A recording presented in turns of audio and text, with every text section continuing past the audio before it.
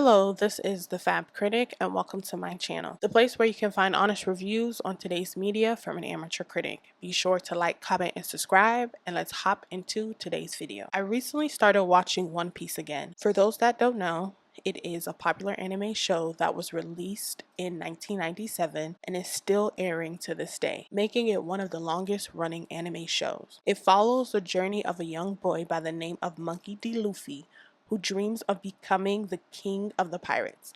Each episode shows his voyage and the adversities he and his crewmen face while trying to obtain this goal. Fun fact, if you didn't know, because I didn't, the longest running anime show is Saze-san. Hopefully I pronounced that correctly. It's been on the air for the last 55 years. It actually earned a Guinness World Record for having over 7,000 episodes released. Circling back, I'm caught up with all the dub episodes for One Piece. I believe the last batch of dub episodes currently available is from the Eggman Island chapter, and so now I'm just waiting on the next batch of episodes to be released. There's one character that keeps popping up, which makes sense because of their new position, and I realized I've never talked about this man. So today we will be talking about Akainu from One Piece. But before we begin, I want to quickly go over how I got into anime. I actually started watching anime back in 2017, and it was kind of like by chance. I had heard people talk about anime prior in middle school, high school, etc. I never paid it any attention. One day I decided to get Hulu. This was around the time Netflix was only known for streaming movies and Hulu was known for streaming shows. I'm talking about Hulu had everything. Shows I didn't think I could even rewatch unless it was a marathon rerun on cable TV. It felt like I struck gold. I went down memory lane and decided to watch all the cartoons that I grew up on. To see how they started and how they ended, because I couldn't remember any of that. I just remember turning on the TV and boom, I'm watching a random episode of Timmy Turner. So I started rewatching Chowder, Danny Phantom, Timmy Turner, like I mentioned, and just any show I grew up on. Some did disappoint.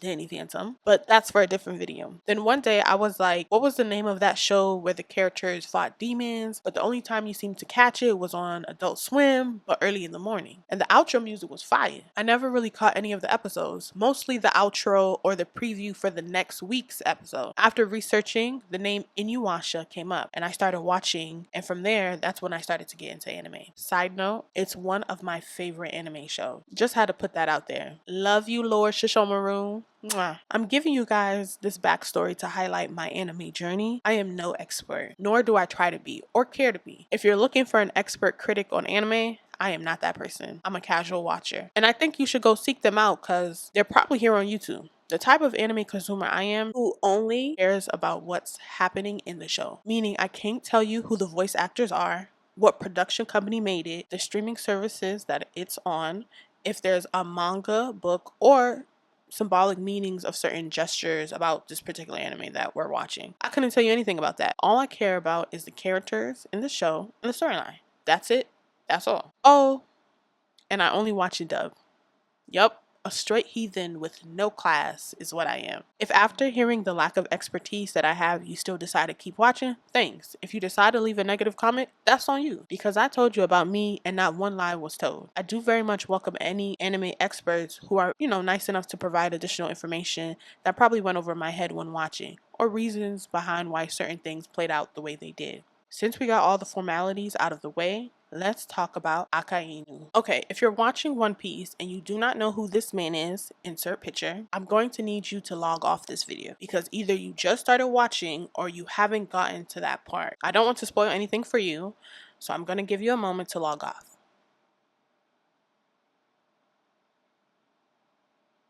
If you're remaining, that means you know who this man is. You have watched the scenes that involve this man, so nothing I say should be surprising.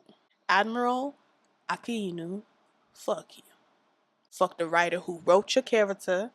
Fuck the voice actor who voiced you. Fuck all those that mess with you. That means fuck your mother, fuck your brother, your daddy, your sister, your aunt.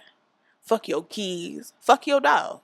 Okay? Fuck the woman that's fucking you. Or your boyfriend. Fuck anybody who associate themselves with you. All of them could get it, okay? Because this man is the devil himself. Out of all the villains that I've watched in One Piece, Akainu is the only one that had me shaking in my boots. The only one. Like I mentioned, I'm currently on the Eggman Island chapter. So essentially what I'm saying is I wasn't scared of Kaido, wasn't scared of Big Mom. I was just like, yeah, Luffy gonna beat him. No problem. I will say Doflamingo, probably second most villainous character, because the birdcage, that scene, the desperation of the citizens, that was pretty frightening. That man was evil since birth. Straight Chucky out the coochie. Okay? What's so crazy is when we first got introduced to Akainu was at the massive battle between the Marines and the Whitebeard pirates. No mention of this man from what I could recall. Just boom, here he go. Up until that point, we had already met the other two admirals, Akiji and Kizaru. Please forgive me if I'm pronouncing their names wrong. I'm doing my best, but yeah. So both of them proved to be very strong opponents to Luffy.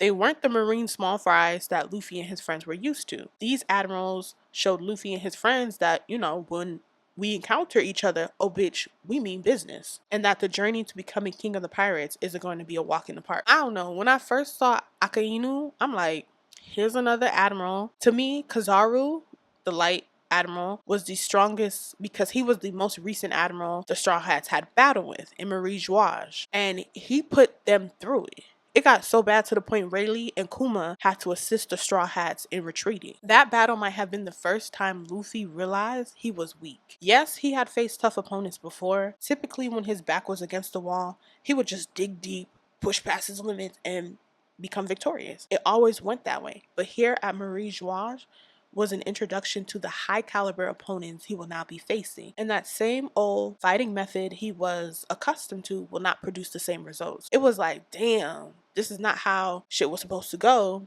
And you could see Luffy struggling to comprehend and feeling utterly helpless, especially seeing his friends disappearing and not being able to stop it. Fast forward, coming off the defeat in Marie Jouage, a new battle has commenced, and that's rescuing Ace, Luffy's older brother, from execution at Marineford, later known as the Battle of the Marines versus the Whitebeard Pirates, which was an incredible scene, I might add. From the time Luffy finds out his brother is about to be executed to his journey through Impel Down and finally ending up at Marine's headquarters was probably, in my personal opinion, the most suspenseful, exciting, and best writing of the show. I can't speak for all, but my emotions were all over the place. Wondering if Luffy will get there in time. Watching him form relationships with new allies, losing some of those allies, all in the pursuit to saving his brother. Once he got to Marineford, I liked how we can clearly see the hierarchy of power within the Marine, with the Admiral sitting just right below the Fleet Admiral was a sight to see. Up until then, I don't think it was revealed how many admirals there were. We were first introduced to Akiji and then later Kizaru. I thought both were really tough, but I never thought either of them would actually kill Luffy. Granted, this is his show. I felt with Akiji, you could reason with him more than the others. We also noticed the internal battle he had with himself. I think for him personally, like many, thought joining the Marine meant they were always the good guys, and it was their job to get rid of the criminals. Only to find out that was not the case. The Marines are criminals too. Probably worse. For Kizaru, if he got an order, he fulfilled it with no questions. He was hard to read on where he stood morally, and you definitely could not reason with Akainu. Akainu is the type of man that shows no mercy and abuses his power, and covers this abuse with justice. This is shown at the battle between the Whitebeard pirates. I peeped his flower tattoo on his neck when they first showed Akainu, and I assumed his character gotta be Polynesian or Pacific Islander. Then when his name and his devil fruit power was demonstrated, I was like, yeah, this def confirmed my assumptions. From his mugged face and his background, I was like, oh, this man know how to fight. He came onto the scene with the stankest facial expression. I just knew he knew how to fight. Those Polynesians know how to fight, and they roll deep. Look at all those wrestlers in WWE from past, present, and future. I knew Polynesians could fight at a young age, and that's because of Lilo and Stitch. Lilo came out swinging on the beach. No questions. Lilo wasn't the one to play with. You want to fight with her, not against her. And I know the Marines felt the same about having Akainu on their side. I also think him being a shit talker made him a stronger fighter. Knowing how to talk shit and how to whoop ass is a deadly combo. I'm gonna have to give Akainu some credit, okay? Because not only could he talk shit, he also backed it up by beating your ass. Akainu went as far as manipulating one of Whitebeard's crewmen. Akainu convinced him that Whitebeard actually didn't care about him and was only using him, thus resulting in the crewmen betraying Whitebeard by stabbing him, which pissed me off. Whitebeard should have slapped the fuck out that traitor. All those years, granted, I don't know if it's been years, but still, all those years of actual proof of my love and loyalty, and all it takes is this bitch ass hoe, Akainu, to whisper something in your ear for you to question me.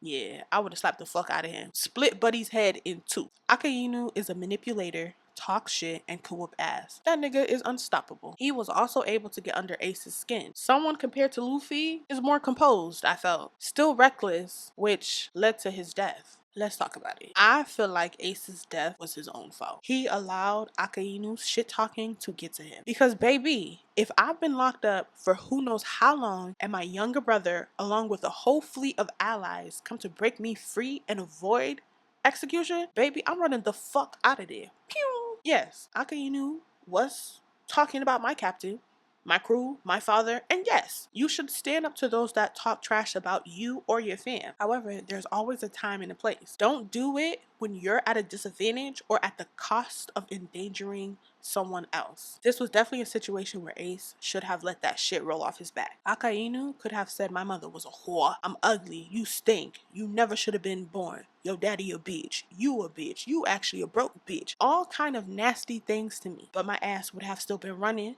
Okay, running away as a free and alive man. Once my crew and I got on that ship and it started sailing, that's when I probably would have talked my shit. Also, I would have planned how I would have got my lick back. Not anytime soon, but in the near future, if we were to cross paths again.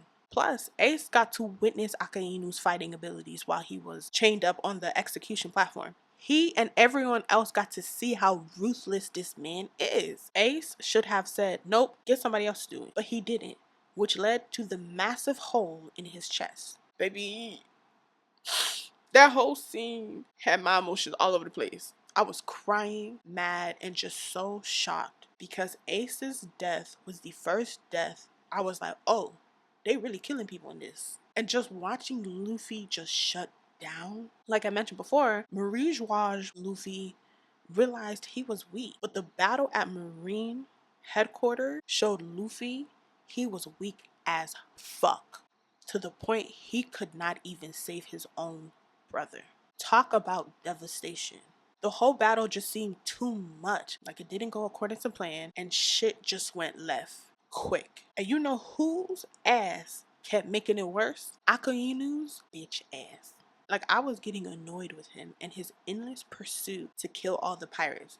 I'm like, okay, you got Ace. They are retreating. Just let them go. It felt like I was pleading, just like Kobe, the pink-haired dude, was. He just kept going. No consideration for life whatsoever, as long as his ego was stroked. There's typically two types of robbers. The one whose intention is not to kill anyone. Yes, they will point the gun at you and tell you to put the money in the bag. Then they will leave without hurting anyone. And then there are the ones who would kick down the door, shoot someone in the leg, pistol whip another person, and then point their gun. Shit, they might even kill someone too, just to show you they're not playing. You might even ask if that was even necessary, especially if you were cooperating. That's Akainu. I really hope there is a segment for Akainu in the show because I want to know what his childhood was like and see what caused him to grow into this egotistical maniac. Also to see his journey in the Marine from becoming a Navy Admiral and then later on a Fleet Admiral, which we kind of learned with his battle with Akiji for the position. But I know his evilness didn't start there.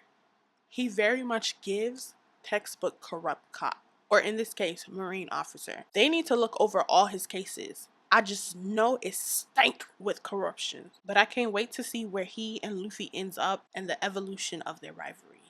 I hope you enjoyed my rant, but I had to get this off my chest because Akainu had no business killing Ace, nor being as pressed as he was trying to kill everyone off, even his own man. If you had anything to add, please add it to the comment section. Until next time, I'll catch you in the next one. Bye.